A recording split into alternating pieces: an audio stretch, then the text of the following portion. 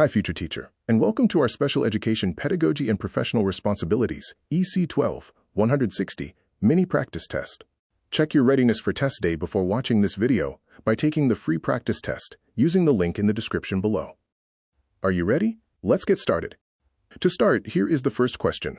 Which of the following activities would promote developmentally appropriate practice in a kindergarten classroom? A. Drawing simple pictures to represent feelings and ideas. B. Writing simple essays about their dreams and goals. C. Creating a basic clay sculpture of their favorite animal. D. Reading a simple storybook about the heroes in history. I'll be giving you a few seconds to answer, or you can pause the video if you need more time.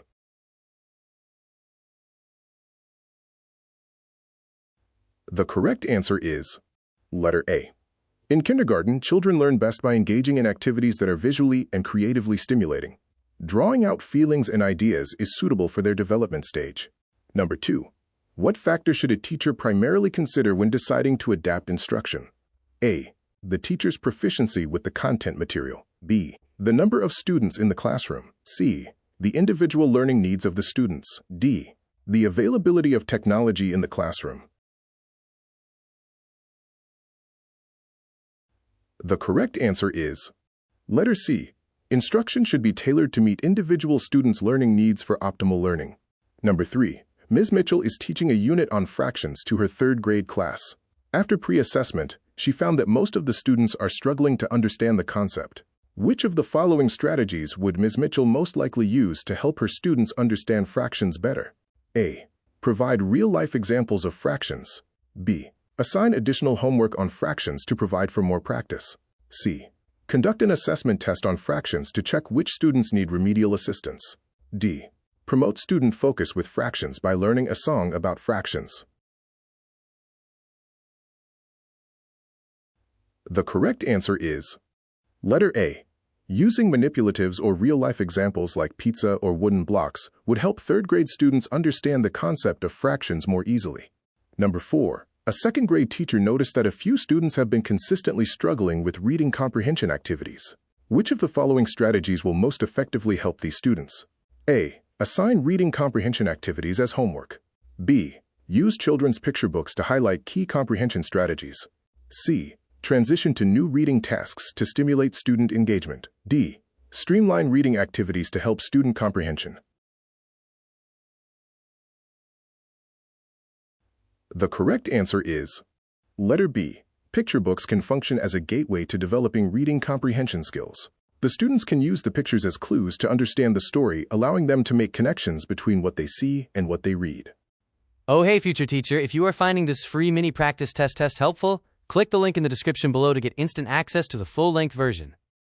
Number 5. Mrs. Geller, a school counselor, has been receiving reports from teachers about Xander, a fifth-grade student who's been unusually quiet, withdrawn, and seems unfocused in class.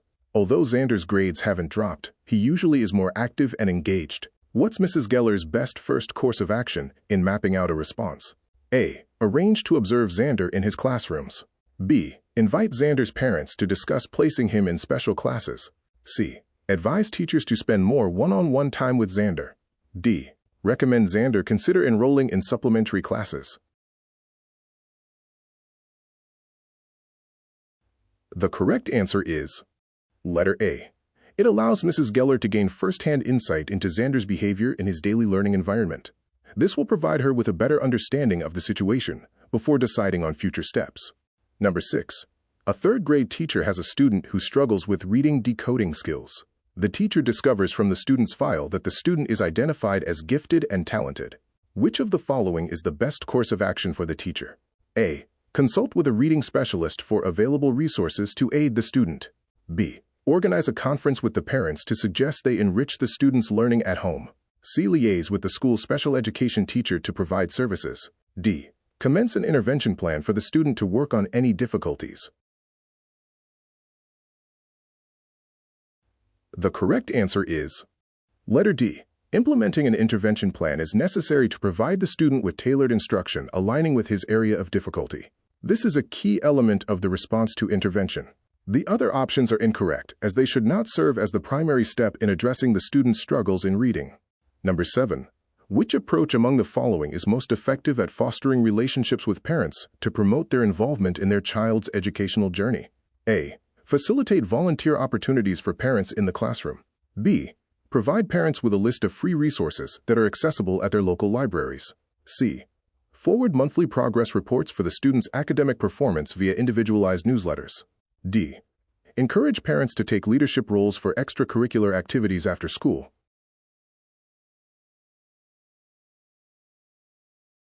The correct answer is letter A. By allowing parent involvement in classroom activities, relationships between the teacher and parents are fortified. It provides an opportunity for parents to observe teaching and learning in the school setting. Number 8.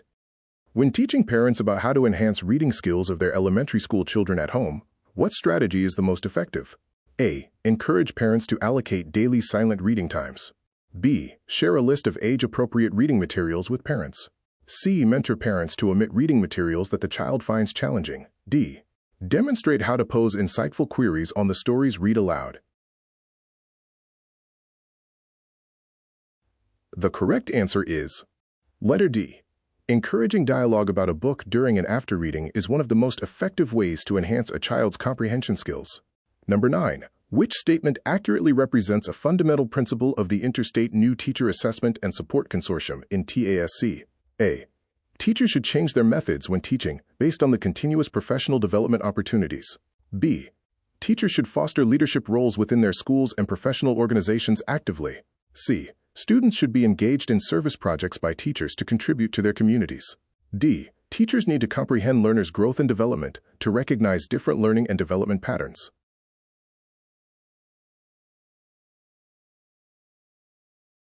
The correct answer is letter D. Understanding how learners develop, adapting instruction accordingly, and knowing that learning patterns can vary is a core principle of TASC. Here is our last question. For focusing on social-emotional learning in a first-grade classroom, which strategy should the teacher employ? A. Incorporating cooperative learning activities. B. Assigning comprehensive academic work. C. Prioritizing the classroom discussion. D. Increasing dedicated academic instruction time. The correct answer is letter A. Cooperative learning activities allow students to work together, communicate, negotiate, and navigate emotions, all of which are essential to social-emotional learning. That's a wrap for our 10-point practice test. How many points did you get? Want the full version of our online timed Pedagogy and Professional Responsibilities EC-12 160 practice test?